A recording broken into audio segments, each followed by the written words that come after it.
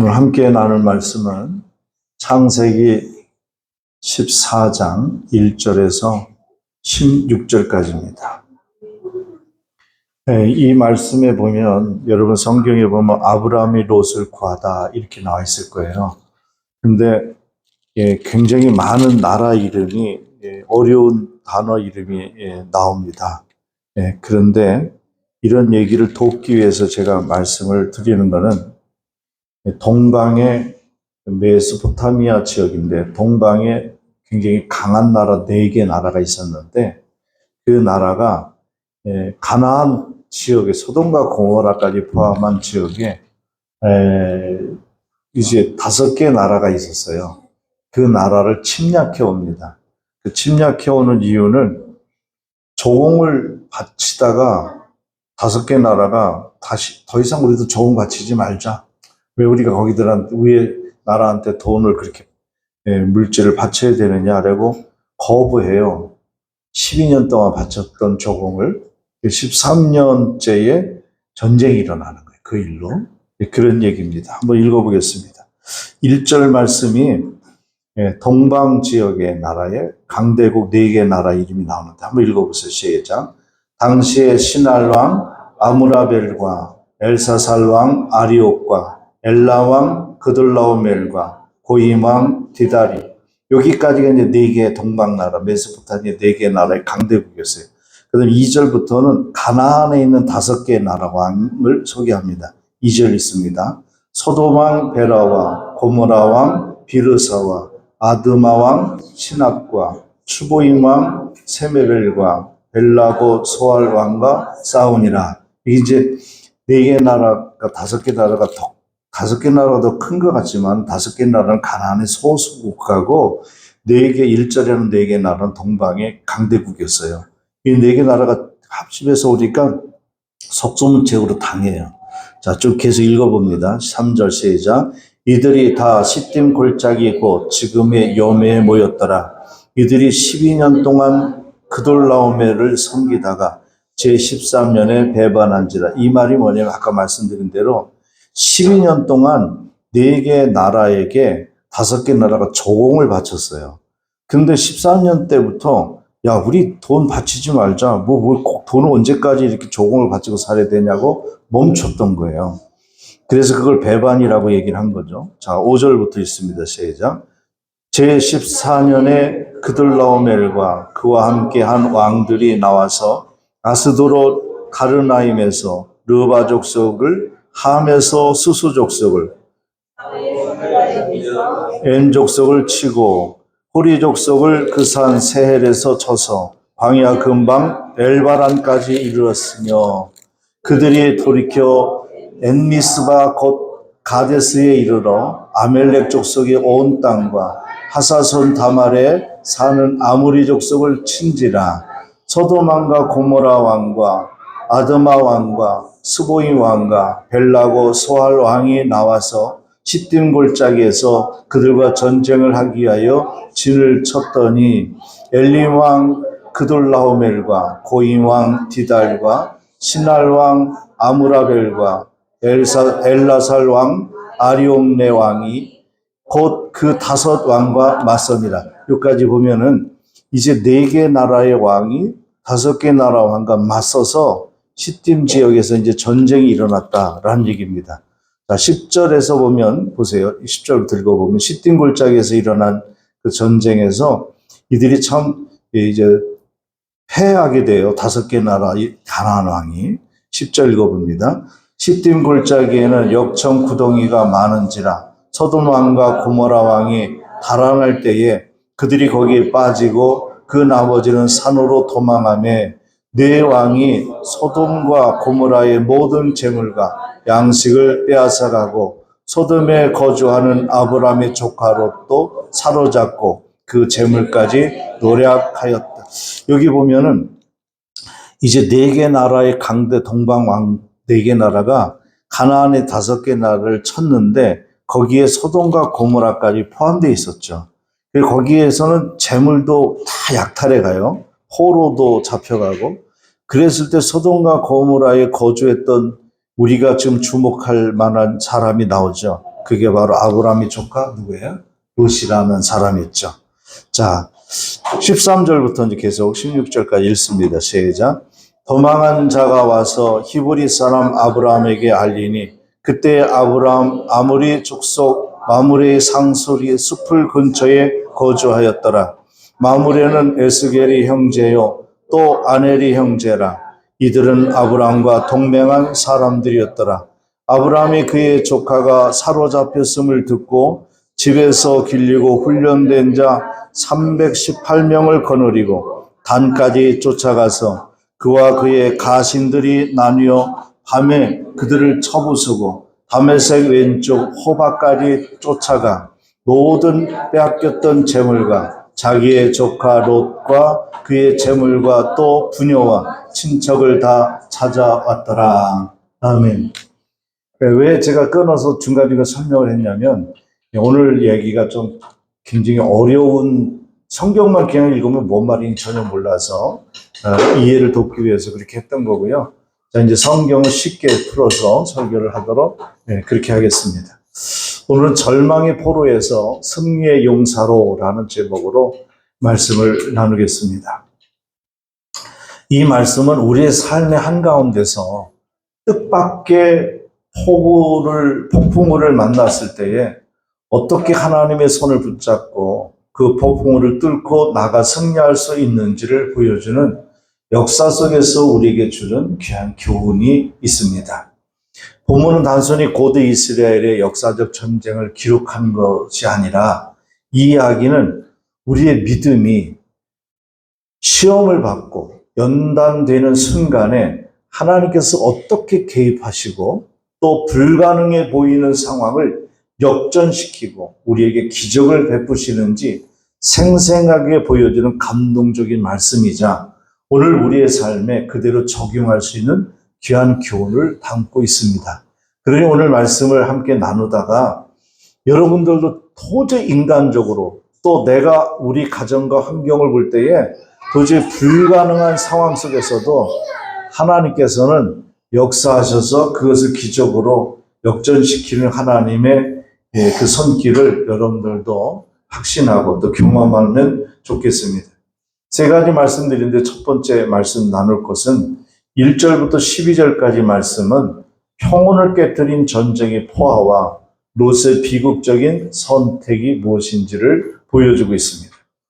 본문의 시작은 평화로웠던 가나안 땅에 갑작스럽게 들어닥친 그 전쟁의 거대한 파도를 우리가 보게 되는데요. 우리가 성경 읽을 때도 제가 말씀드렸듯이 메소포타미아 지역에 강력한 네 왕, 즉 그 왕들의 이름을 우리가 이제 1절에서 본 것처럼 신할왕 아무라벨, 엘라사왕 아리옥과 또 엘람왕 그돌라오멜과 고림왕 디달이 연합을 해서 가나안 땅을 침략합니다.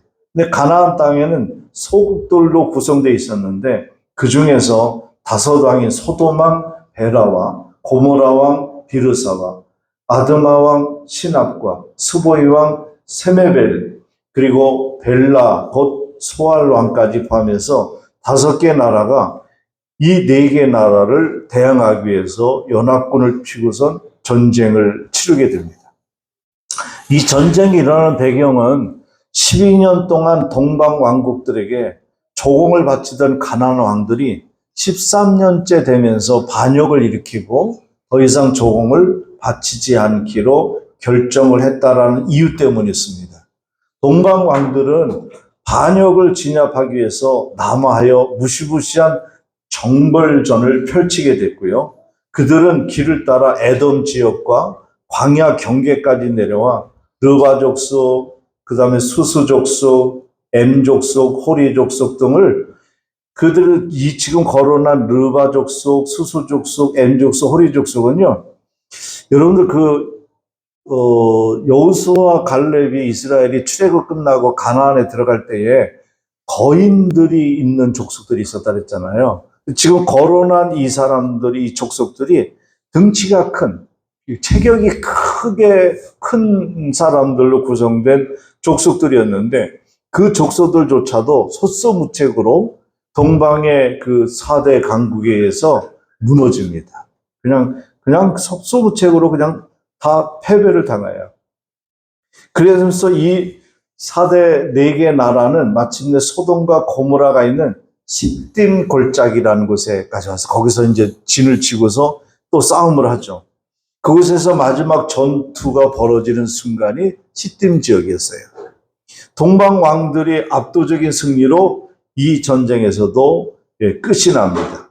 그랬을 때에 이 4개 동방의 나라의 군대들은 소돔과 고모라는 그 당시에 굉장히 화려하고 부유했잖아요. 그러니까 롯이 왜 이 지역을 선택했어요? 이 지역이 풍요롭고 살기 좋은 그리고 풍성한 나라이기 때문에 그랬다 그랬잖아요.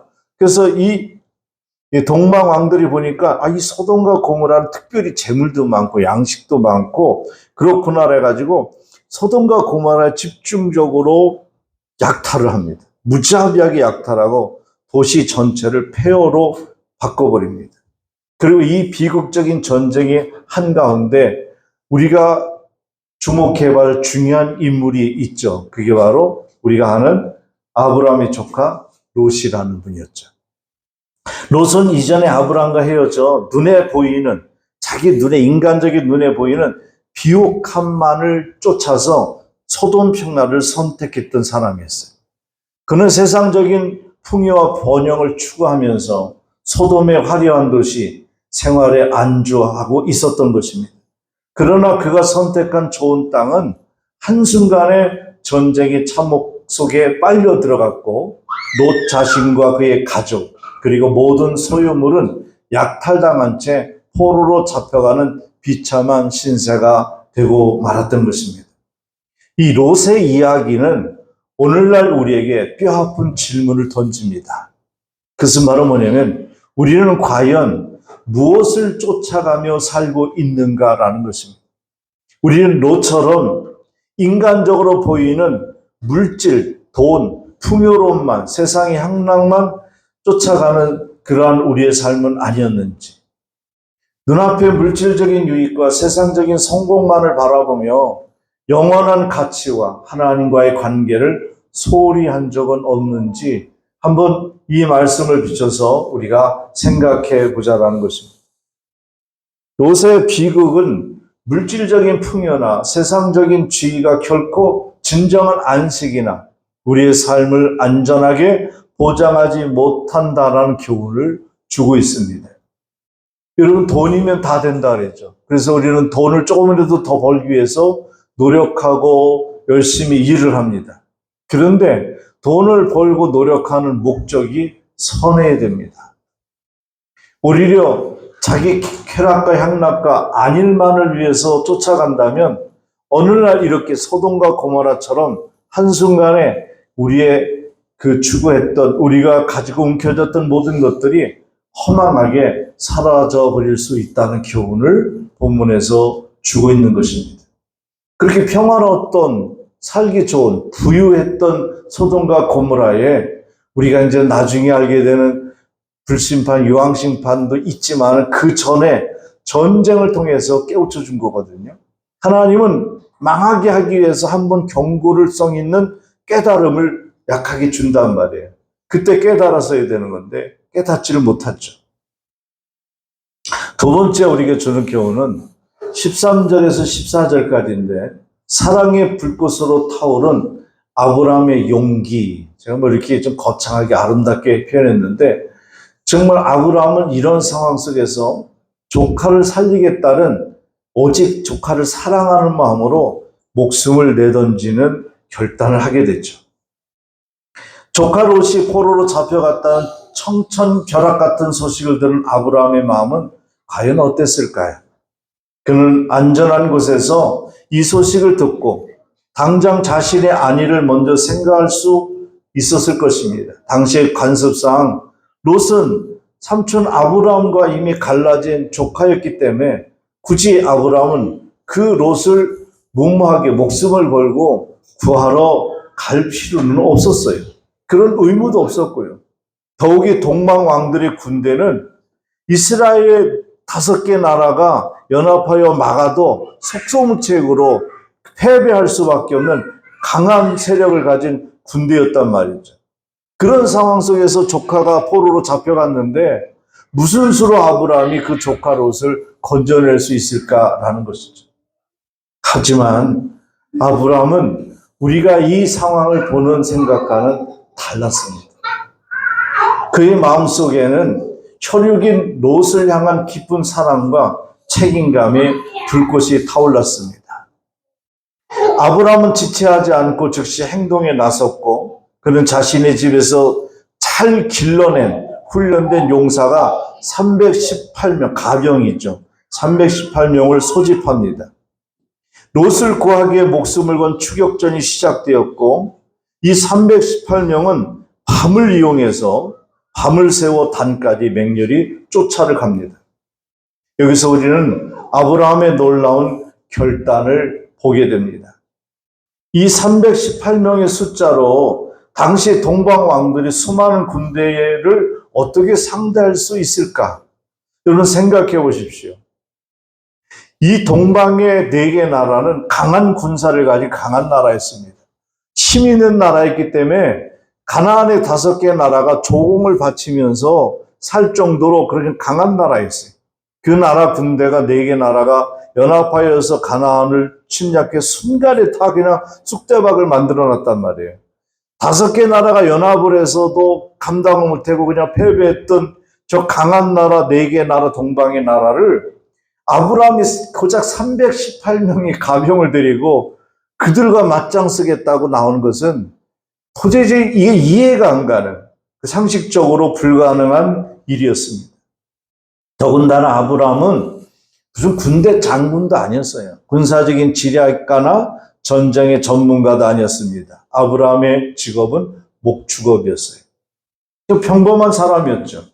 그럼에도 그는 조카를 구하기 위해 모든 위험을 감수하고 318명의 가병을 들이고 전쟁터로 뛰어듭니다. 이 장면에서 우리에게 주는 깊은 감동이 있습니다. 진정한 용기는 두려움이 없는 무모함이 아니라 사랑하는 이를 위한 두려움을 기꺼이 넘어서는 담대함이 아브라함의 온몸을 우리에게 보여준 감동의 교훈입니다. 다시 한번 말씀드립니다.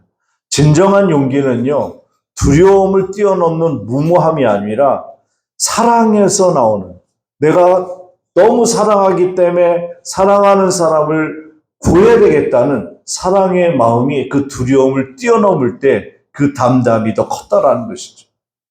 그의 결단은 단순히 계산된 전략이 아니라 뜨거운 마음에서 우러나온 순수한 사랑과 믿음의 발로였습니다.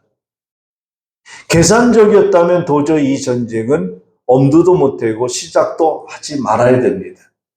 근데 아브라함은 조카를 사랑해서 사랑하는 이를 건져내겠다는 그런 뜨거운 마음에서 그는 그런 행동을 했던 것입니다. 그랬을 때 15절에서 끝절 16절까지는 어둠을 뚫고 빛나는 기적은 하나님의 승리였습니다라는 교훈을 줍니다. 단이라는 곳이 있죠, 지역에. 단지파도 여러분이 알다시피 단까지 추격한 아브라함은 밤중에 병사들을 318명이니까 약 100명 정도로 나눴겠죠. 이렇게 100명씩 318명을 세 무리로 나눠서 동방 왕들을 기습합니다. 그런데 이때의 동방 왕들이 4개 나라 왕이 이제 까불고 반역했던 5개 나라를 다 침략해서 패배시키고 그 다음에 소돔과 고모라에서 많은 풍요한 물질들을 다 이제 약탈하고 쓸만한 사람들을 포로로 해서 잡아갈 때 그 포로 속에 롯이라는 사람이 포함되어 있었던 거고요. 그래도 그들은 뭐 했을까요? 밤에 경계를 할 필요가 없죠. 경계할 이유가 하나도 없잖아요. 그냥 그들은 술 먹고 퍼질러게 잤을 거예요.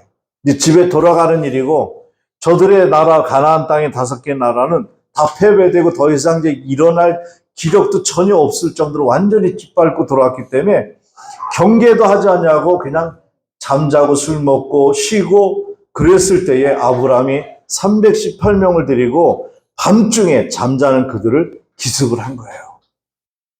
근데 놀라운 거는요, 그 강한 나라의 4개 나라를 318명이 그들을 대표시켜요. 이건 있을 수 없는, 무슨 만화 같은 얘기잖아요. 근데 이것은요, 성경에 실제 역사에 있었던 얘기예요. 그럼 우리는 여기서 이 말씀을 좀 더 깊게 보고 싶은 것은, 그리고 모두가 예상치 못했던 인간의 상식을 뛰어넘은 놀라운 일이 벌어진 게, 아브라함의 소속 정예군이 막강한 동방 왕들의 군대를 격파하고, 그들이 그러니까 밤중에 깜짝 놀라가지고 막 도망을 가요. 그리고 어디까지 쫓아갔냐면 호바라는 지역까지, 호바 지역까지, 오늘 성경에 보면 호바 지역까지 추격하면서 도망가는 자들까지도 완전히 대패를 시킵니다. 그 결과 롯과 그의 모든 가족, 그리고 전쟁으로 약탈했던 모든 재물과 포로들을 뒤찾아오는 기적적인 대승을 아브람과 318명이 거두게 돼요. 그러면 우리는 여기서 한 가지 짚고 넘어갈 것은, 이 승리는 어떻게 가능했을까라는 겁니다. 뭐 그들이 안일하게 술 먹고 잠자었을 때 밤에 기습했다고 하지만은 318명이 어떻게 하겠어요? 아브라함이 뛰어난 군사 전략 때문도 아니고요. 318명의 용사의 압도적인 전투력 때문도 아니에요. 그럼 이 승리는 전적으로 어디에 있었느냐? 우리는 성경에서 이 전쟁신을 하나님의 승리라고 얘기하는 거예요. 하나님의 기적이었다. 아브라함은 자신의 능력으로는 불가능한 싸움이었음이 분명히 그도 알았을 거예요. 그는 오직 전능하신 하나님만 의지하고 간 거예요. 아브라함의 특징이 뭐예요? 아브라함의 특기가 하나님이 말씀하시면 그대로 하는 거예요. 그죠? 갈대아 우르에서 아버지 사업 물려받아서 평화롭게 풍요롭게 잘 먹고 잘 살고 있는데, 하나님이 나타나서 아브라함을 불러서 너 내가 지시한 땅으로 가라 그랬더니 예 하고 그냥 무조건 간 거잖아요.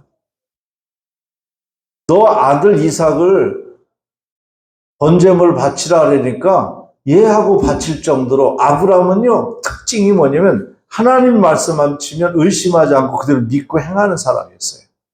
이 전쟁 속에서도 아브라함이 나는 하나님의 사람이야, 하나님이 나에게 말씀하신 대로 난 여기까지 왔어, 그러니까 나는 오늘도 그 전능하신 하나님을 믿고 나는 나갈 거야 라고서 318명이 숫자가 중요한 게 아니라 318명을 데리고 간 아브라함은 318명을 의지한 게 아니라 나와 함께할 하나님을 의지하고 믿고 갔던 거예요.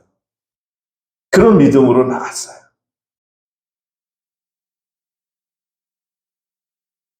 그랬을 때에 보세요. 하나님만 의지하겠다는 아브라함의 믿음에 하나님은 그 믿음에 응답을 하신 게 상상을 할 수 없는 승리가 그 아브라함에게 안겨진 거예요. 그러니까 우리가 믿음으로 행하면 우리의 믿음에 하나님은 응답을 하세요. 하나님을 응답하셔서 그 역사를 이루시는 하나님이에요. 그래서 예수님이 그랬잖아요. 내 믿음대로 될지어다. 우리가 믿음이 부족해서 안 되는 거예요, 다. 진짜 믿으면 진짜 된다니까요. 아유, 주님 믿습니다. 기도해놓고, 아유, 내 가정과 형편과 내 자신을 보면 안 돼. 그리고 여태까지 안 되는데 길이 없어. 방법이 없고 도저히 가능성이 없어. 라는 의심이 항상 한쪽에 있기 때문에 하나님의 반응은 안 나타난 거예요. 아브라함의 특징은요, 그 믿음의 100%였다는 거예요. 내가 아들을 바쳐도 하나님 살릴 거라고 믿었기 때문에 바친 거예요. 내가 이 좋은 사업을 하면서 좋은 땅에 편안하게 사는데 적각 꿀이 오르는 땅으로 가라고 했기 때문에 여기보다 더 좋은 땅이라고 믿었기 때문에 간 거예요. 그 믿음이 우리에게 있으기를 원하시는 하나님은 이런 아브라함의 얘기를 통해서 우리에게 교훈을 자꾸 주시는 겁니다. 이것이 가능할까요? 자, 그럼 우리가 보세요. 블레셋의 나라에 인간의 2배 정도 되는 거인, 괴물 같은 거인 골리앗이 이스라엘을 쳐들어올 때 사울 왕을 비롯해서 그들이 벌벌 떨고 한 사람도 그 전쟁에 나서서 감당을 못했을 때에 홍한 소년인 10대 소년인 저 건영이만 하네요. 건영이만 하. 건영이처럼 하도 그냥 돌도만 던지고 목축을 하고 그 목축업을 하면서 자기 양떼를 지키냐고 그러다 보니까 건영이처럼 막 근육이 생겼을 거예요. 다윗은. 그러나 어떻게 근육이 있다 그래도 10대 소년이 거장 건영이 2배 정도 넘는 그런 어른하고 어떻게 맞짱을 떠서 이겨요. 그리고 그 골리앗이 끌고 온 블레셋은요, 이스라엘 군대보다 훨씬 강하고 컸단 말이에요. 그런데 어떻게 했어요? 다윗이 그러잖아요. 너는 칼과 창으로 나에게 오지만 나는 만군의 여호와 이름으로 내게 간다. 누구의 이름으로? 여호와의 이름으로. 그랬을 때 다윗의 물맷돌이 골리앗의 이마에 적중했고 골리앗을 무너뜨리잖아요. 어떻게 이게 가능했어요? 다윗이 믿음을 가질 때 하나님은 그 믿음에 반응하신 거예요. 우리는 믿음이 있다 하면서 온전한 믿음이 없기 때문에 하나님의 반응을 우리가 경험하지 못하잖아요. 또 한 가지 볼까요? 여러분 생각해 보세요. 아브라함은 318명이었지만 기드온이라는 사람은 300명이었어요. 18명 더 적은 숫자에서. 300명을 가지고 미디안의 숫자는요. 제가 볼 때 10만이 넘는 군대였어요. 그때 자료에 보면. 메뚜기 중담 같고 메뚜기 떼들 중담 같고 모래알처럼 많았다 그랬어요. 어마어마한 숫자의 미디안 군사가 이스라엘 쳐들어올 때에 이스라엘은 그들을 대항할 수 있는 군사의 능력이 열악했어요. 그때 하나님께서 기드온을 불러 쓰시잖아요. 기드온을 불러갖고 용병 300명, 그 가병이었어요. 그 사람들도 의용병이었어요. 300명을 드리고요. 100명씩 나누잖아요, 거기도. 똑같은 전술이었어요. 300명을 드리고 미디안 군대들이 야, 저 이스라엘들 오합지졸이야. 군대도 우리보다 강하지도 않고 오늘 밤은 먹고 자고 푹 쉬었다가 내일 날이 밝으면 공격하자 라고 생각하고 퍼질나게 자고 술 먹고 그랬다고요. 미디안의 군대 300명의 군대가 이스라엘의 기드온의 300명 군대가 그 미디안 군대를 쳐들어갔을 때에 하나님께서 그 디테일하게 설명할 시간은 없지만은 보리떡 5개라는 그러한 이야기도 있고요. 정말 이 보리떡 같은 게 굴러오는데 막 눈덩이처럼 되면서 우리 진영을 치더라. 막 자기들 꿈 얘기를 하고 그랬던 얘기도 있잖아요. 어쨌든 기드온의 300명의 소수가 미디안을 격파했던 것처럼 다윗이 골리앗을 쓰러뜨린 것처럼 하나님은 아브라함의 손을 통해서 당신의 위대한 능력을 드러내 보인 것입니다. 결국은 뭘 얘기하냐면 이스라엘의 하나님, 아브라함의 하나님은 사람의 힘으로 이 세상의 생사화복이 되는 게 아니라 역사의 흥망성쇠의 나라가 사람의 손에 있는 게 아니고 대통령 손에 있는 것도 아니고 오직 하나님의 손에 있다는 것을 이 말씀을 통해서 우리에게 교훈하고 있는 것입니다. 사랑하는 여러분, 우리의 삶에도 종종 감당하기 어려운 전쟁 같은 상황들이 시도 때도 없이 우리에게 오잖아요. 질병의 고통, 재정적 파탄, 깨어진 관계의 상처, 직장에서의 어려움, 미래에 대한 막연한 불안감 등 우리는 수많은 싸움 앞에 전쟁하고 낙심할 때가 많습니다. 여러분의 남편들이 퇴근하고 와가지고선 아무렇지도 않게 웃으면서 들어오고 애들 보고 막 웃고 좋아하고 저녁 먹고 그러지만 그거 편안한 거 아니에요. 그렇게 가정과 처자식을 지키기 위해서 여러분의 남편은 전쟁터 같은 곳에서 피 터지게 싸우고 있는 거예요.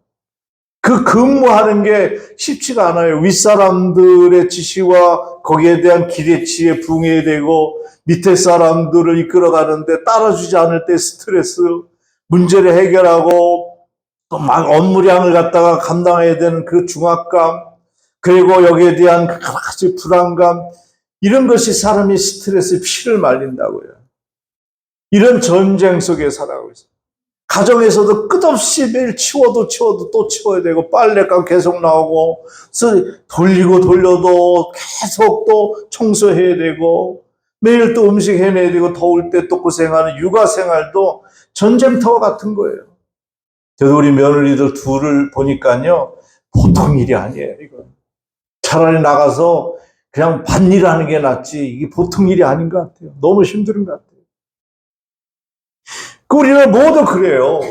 목회도 마찬가지고요. 여러분의 삶의 모든 것이 전쟁과 같은 속에서 우리가 감당하기 힘든 상황들이 시도 때도 없이 우리에게 몰려온다고요. 그때 우리는 이 무더위 속에 여러분에게 주고 싶은 말씀은 아브라함을 기억하자는 겁니다. 아브라함을 기억하라. 우리의 힘으로 아무것도 할 수 없다고 느껴지는 바로 그때에 우리의 절망이 깊어지는 그 순간이 바로 하나님께서 일하기 시작한 시간이라는 것을 믿으시기를 바랍니다. 우리가 우리의 미약함과 지혜가 아닌 전능하신 신실하신 하나님의 손을 굳게 붙잡고, 하나님은 어둠 속에서도 한 줄기 빛을 비추며 기적적인 방법으로 여러분을 승리로 이끄실 것을 믿으시기를 바랍니다. 우리가 할 수 있는 것은 오직 믿음으로 나아가 하나님께 모든 것을 맡기는 겁니다. 결론적으로 여러분의 싸움은 하나님의 싸움입니다. 한번 따라서 합시다. 나의 싸움은 하나님의 싸움이다. 오늘 본문에서 우리에게 감동과 함께 우리의 삶을 변화시킬 수 있는 깊은 교훈을 선사하는데 세 가지가 있습니다. 첫째는 세상의 유혹에 흔들리지 않는 믿음을 선택하십시오. 롯처럼 눈앞의 번영과 세상적인 만족만을 쫓지 말고 하나님의 말씀 안에서 영원한 가치와 참된 안식을 선택하는 지혜가 우리에게 필요합니다. 우리의 영원한 소망은 이 땅의 것이 있지 않고 오직 하나님께 있음을 기억하시길 바랍니다. 둘째는 사랑으로 용기 있는 발걸음을 내디디십시오. 아브라함처럼 사랑하는 가족과 이웃을 위해 희생하고, 그리고 이제 헌신하는 마음을 가질 때 하나님은 그 길을 예비하시고 당신의 손으로 우리의 길을 열어주실 것입니다. 진정한 믿음은 행동을 나타낼 때입니다. 끝으로 세 번째, 당신의 모든 싸움을 하나님은 온전히 하나님께 맡기십시오. 우리는 약하지만 우리와 함께 하신 하나님은 강하십니다. 우리의 능력으로는 도저히 감당할 수 없는 것 같은 모든 절망적인 상황과 문제들은 하나님께 말씀드리세요. 아리세요. 여러분들이 안 되는 것은 믿음도 없고 기도도 없기 때문이에요. 기도 더 하세요. 왜 하나님이 기도를 하는데도 응답 주시지 않느냐? 기도가 채워지기를 하나님 기다리는 거야. 그분의 전능하신 능력을 의지할 때 하나님은 우리의 삶에 상상을 초월하는 놀라운 승리를 가져다 줄 것입니다. 사랑하는 여러분, 오늘 이 말씀을 통해 어떤 절망적인 상황 속에서도 우리를 포기하지 않으시고 우리 손을 붙들고 승리를 이끄시는 전능하신 하나님을 더 깊이 신뢰하시기를 바랍니다. 우리의 삶의 모든 싸움이 우리 혼자 싸움이라고 생각하지 마십시오. 여러분 살면서요, 자살하는 사람들의 특징 보면요, 나 혼자라고 생각하기 때문에 자살한대. 나는 아무도 나를 도울 사람이 없다고, 그리고 나를 위로할 사람이 없다고 혼자라고 할 때 자살한다는 거예요. 그래서 자살한 사람이 지인들이 막 후회하고 슬퍼하고 울잖아요. 그때 한 번 더 카톡 보내줄 걸, 그때 전화 한 통화 더 해줄 걸, 그때 한번 찾아갈 걸, 자꾸 두문문출할 때 피곤한 줄 알았는데 이런 줄 몰랐는데 그때 찾아가서 끌어내서 맛있는 거 사 먹이고 함께 좀 많이 얘기 좀 들어주고 그렇게 얘기를 나눌 걸, 그런다잖아요. 여러분, 혹시 여러분의 주변에 그런 사람이 없다 할지라도, 혼자 발버둥 치고 싸우는 것 같다 할지라도 하나님께서 친히 싸워주시는 나의 싸움은 하나님의 싸움이 될 때 우리는 비로소 참된 평화와 기적적인 승리를 경험하게 될 줄 믿습니다. 여러분의 싸움은 하나님의 싸움이십니다. 이 놀라운 은혜와 축복이 오늘 이 자리에 함께 하신 우리 모두에게 임하기를 주의 이름으로 축원합니다. 아멘. 우리 찬송가 543장 말씀 생각하면서